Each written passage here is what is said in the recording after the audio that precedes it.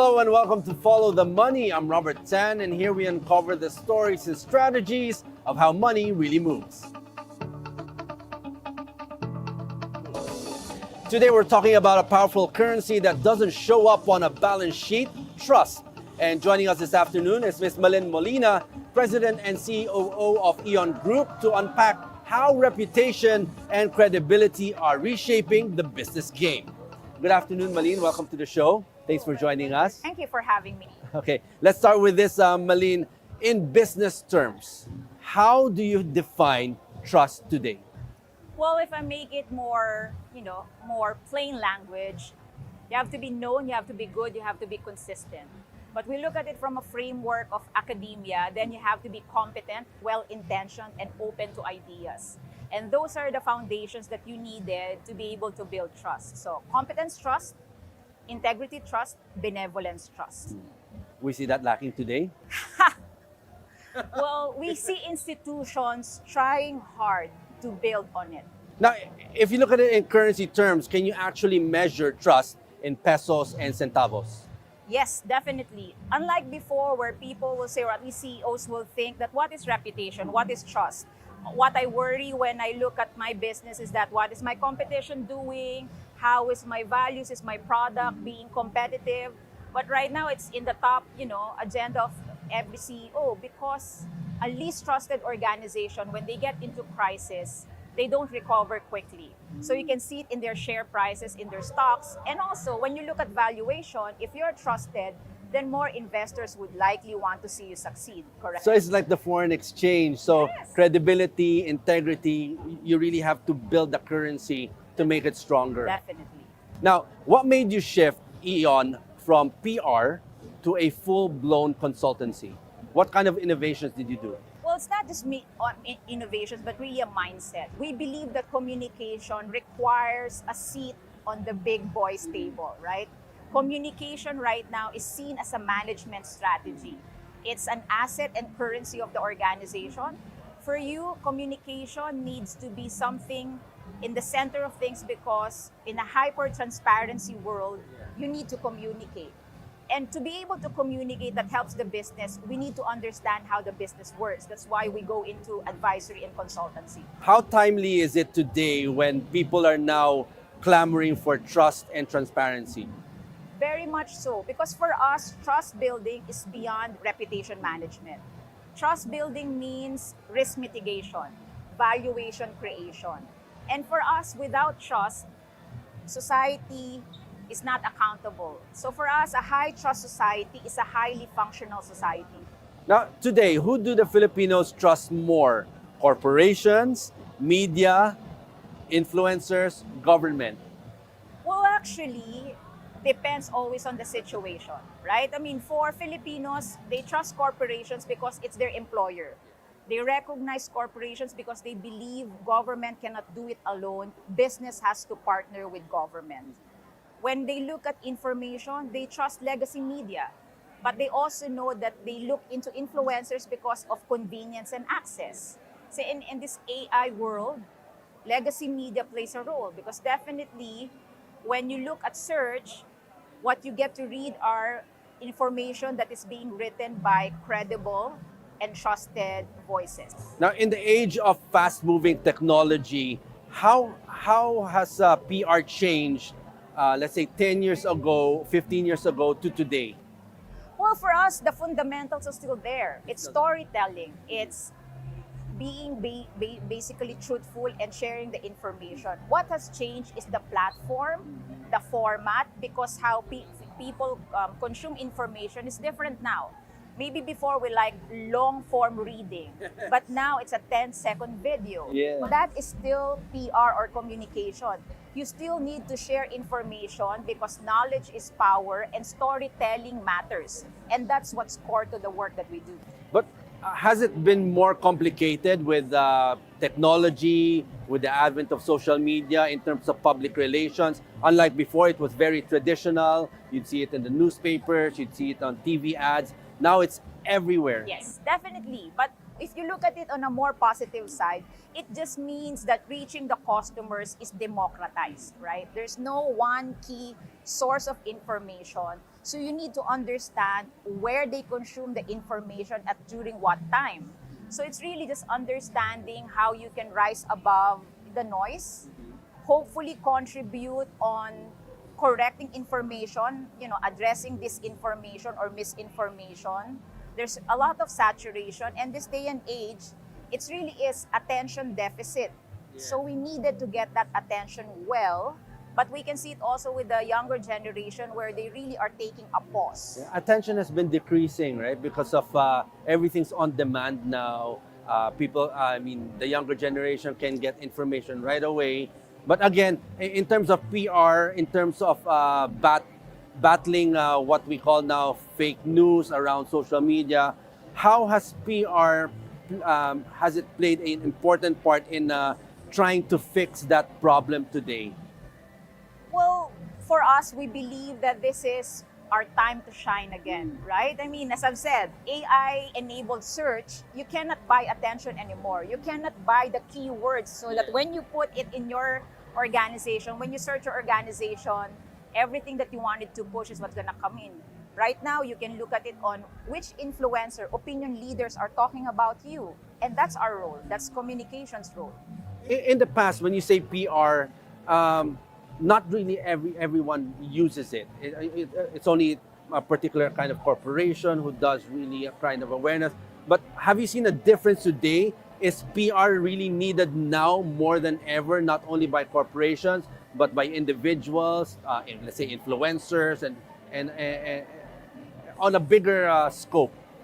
Really, PR, if we zoom out, it's communication, which is why it's so hard to explain exactly what we do. Because for communication, there's internal comms, there's executive visibility, there's media relations, there is marketing communication. All of those are communication.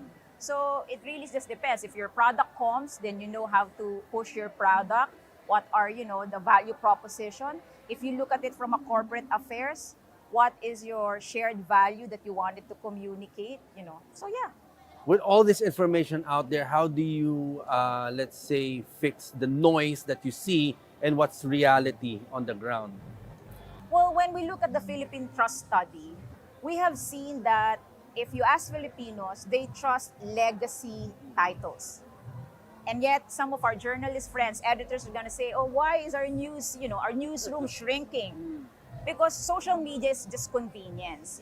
Look at it where Filipinos take their news or their stories or their information, where they're stuck in traffic during a lunch break, because everything is just pure survival. So you need to be able to know how to be in front of them and still give them the right information.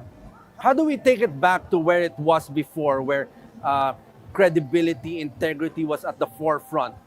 It is still. When we ask Filipinos, they kind of know that sometimes what they read in social is disinformation. And it's creating anxiety for them. But they also told us that, we'd rather also that some of our media friends or journalists also reports good news, because we wanted to be inspired. We wanted to be able to see someone that we can emulate who's doing a good job.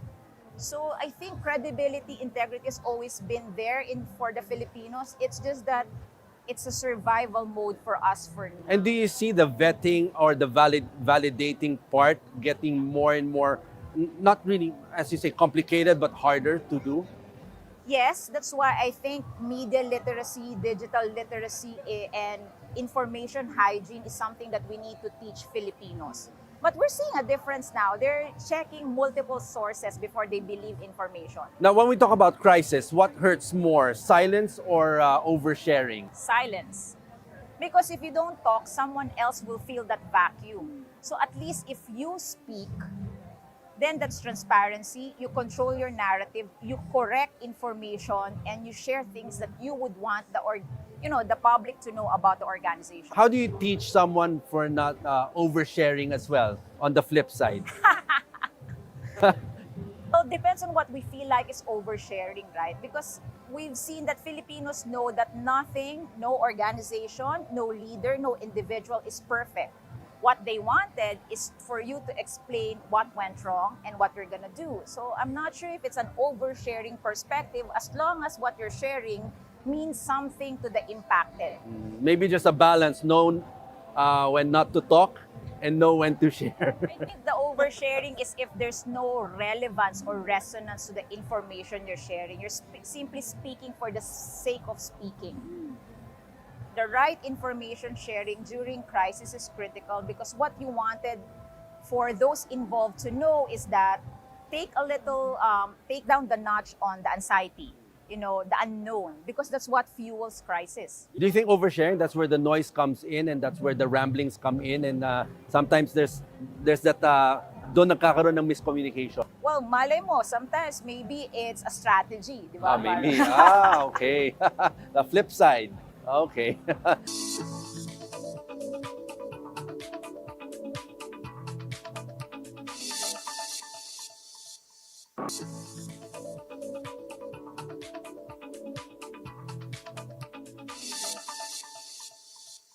Now, how do you sell reputation to CEOs who only see ROI? Well, I would tell to that CEO that reputation and trust building is risk mitigation, and no organization can say they will never have crisis. And also, it's value creation. In a shareholder and stakeholder economy, you need to be seen as valuable. And that's basically the ROI you need. Now, in the issues surrounding what's happening today here in the Philippines, and not only in the Philippines but around the world now, should brands take a stand or stay safe on social issues? Actually, the expectations of Filipinos, and actually globally, if you look at some of the other trust studies, Some do take a stand. consumers expect you to take a stand because they believe business plays a big role in society. You need to have a position. You need to be able to show that whatever values you have is shared by the consumers. So you do need to take a stand. I know it's tricky. It's something that every brand, every organization is still finding a balance of. But I don't think any organization can be neutral in this day and age. But isn't that very hard, especially for a global brand who either sells products to a wide range of communities, different religions, to stay neutral in, let's say, a particular stance? Again, you cannot be neutral because in a hyper-connected world, we're global citizens. What's happening in one part is going to impact or being seen in another. So basically, when you do as well in terms of values, maybe you have a different value set, but you function and have to operate and contribute locally. So you may be global, but your impact also has to be local. But how do you know where to take a stand? Sometimes you take a stand, it hurts. You don't take a stand, it hurts. So maybe, test and learn. Test and learn na lang. Now, when we talk about technology, the fast-moving technology of today and the advent of artificial intelligence, now, is AI building trust or breaking it? Well, there's a study that I've seen, or numbers that I've seen, I just can't remember where to quote it, but it's a local data that actually Filipinos is yet to trust AI, which is why I think education, upskilling, digital literacy is important. We need to take out the anxiety of the unknown, which is AI, and allow Filipinos to see the opportunity that it will provide them. Now, on a PR standpoint, what kind of messaging should we place out there for the Filipinos who are still fearful of AI taking over their jobs? Is that a myth, or is it really happening? Or is it just a tool that you need to embrace so you can elevate into the next level? Well, I guess that's the reason why we wanted to see better labor, better work, right? So how do we elevate the human element, what we can do differently? We are creative, we are problem solvers. AI, what it does is knowledge. So knowledge is everywhere, you can search anything, but a human mind is the one who puts things in place, look at things differently. So I think we just have to lean into the fact that Filipinos are creative. We're creative thinkers, we're critical thinkers, and if you use AI well, we can go global. Now, talking about being global, now how do Filipino companies stack up globally in reputation management? I think we just need to expand more. I mean, we have been seeing in this day and age, Jollibee as a recognized global brand. You know, we have the Ayalas, even the ICTS companies. We just need to be able to expand. You know, I want to see more domestic conglomerates have ASEAN footprint, global footprint, because we can do it. And if you look at that, what's the biggest blind spot now leaders have when it comes to public trust? With everything that's happening today, with the flood control issues that's happening, again, trust and transparency is at the forefront. People are clamoring. Well, one, if you apply it into the business, first and foremost, consumption or patronage doesn't mean trust. It only means for the Filipinos that maybe you're their only choice, or they have limited choice because of maybe financial constraints is the only thing they can afford, or there's monopoly.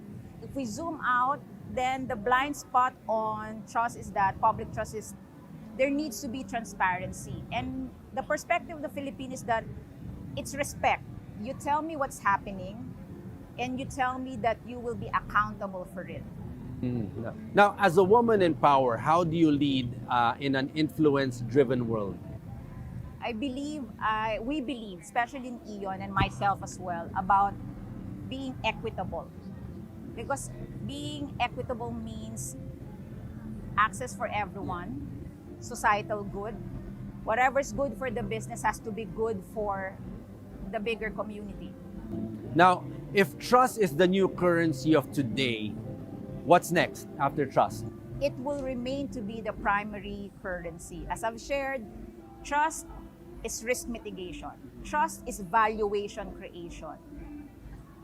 So what else is there? And every high trust organization and high trust society is a highly functional and highly evolved society. So in the PR industry and a PR standpoint, it's always trust. It will never change. Yep. You just have to surround it with different things like transparency, integrity, and credibility. And being human, we love stories, right? There's always going to be something where you can feel empathic, you feel you're involved, you're participative, you're at the center of things. And if you had a quick advice, if you had a direct communication to our government, what would you advise them? Well, you have to earn back the trust of the Filipinos. Please be competent and be consistent. Okay. Deliver on the promise. That's good advice. Now, Malyn, we have this portion in the show where we do a rapid fire questions. You only have to answer yes or no. No need to explain your answer. Let's start with this. Can trust make or break a billion peso brand? Yes. Yes. Now, should CEOs be on TikTok? Yes or no? No. No? Well, depends actually. Be where your consumers are. If they're in TikTok, go. Yes. They can't dance, right? Do the TikTok thing. Okay. Now, can a company bounce back from cancel culture? Yes or no? Now, is reputation worth more than marketing? Yes. Do you trust AI-generated content? Yes Depends. or no? Depends. More on It where? needs to be human powered. Okay. And finally, just fill in the blanks. Money is the root of all. Acceleration. Yeah. Kanina, I've been hearing evil. That's not normal, but that's nice to be on a positive standpoint. Malyn, thank you for your insights, and hopefully, yes, we'll get better PR for the country so that more foreign investors come in. Yes, as you say, trust is the new currency, and build around it integrity, transparency, and credibility. Malyn, thank you for reminding us that in business, numbers tells the story, but trust gives it meaning. Reputation isn't just built, it's earned, and it pays the kind of dividends no market crash can take away. I'm Robert Tan. Stay curious, stay sharp, and always follow the money.